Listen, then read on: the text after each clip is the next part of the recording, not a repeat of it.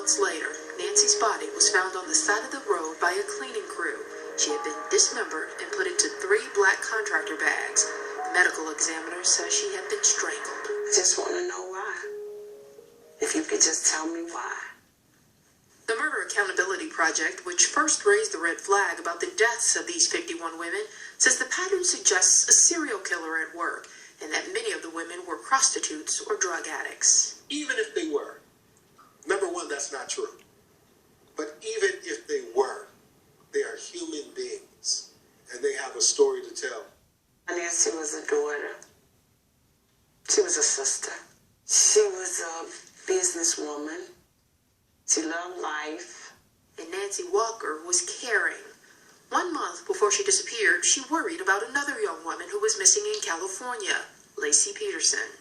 Every day when my sister and I would get together, she said, "Myrna, did they find that Laci lady yet?" No, they didn't find her yet.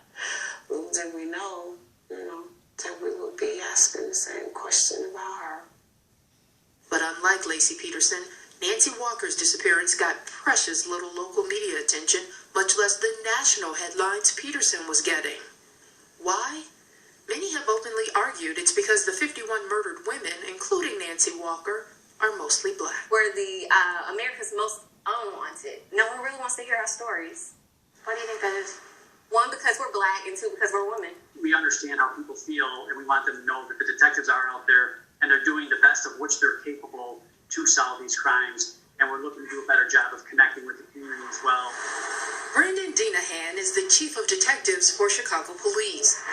In 2019, CPD created a task force made up of FBI and CPD detectives to review the cases of the 51 murdered women. We didn't find any connections specifically stating, through DNA or any other connections through investigatory leads stating that all these cases were linked. They were, however, able to solve 4 cases, but the state's attorney's office felt charges could only be sustained in 1, that of Diamond Turner. The man charged with her murder is also a suspect in 2 other homicides. So there's always hope.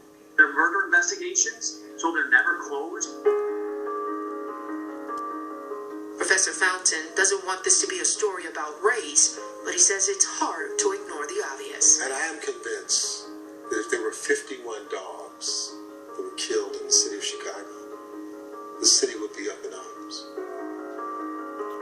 And we aren't with these women who have been killed. And we have to change that in society to understand that every life matters.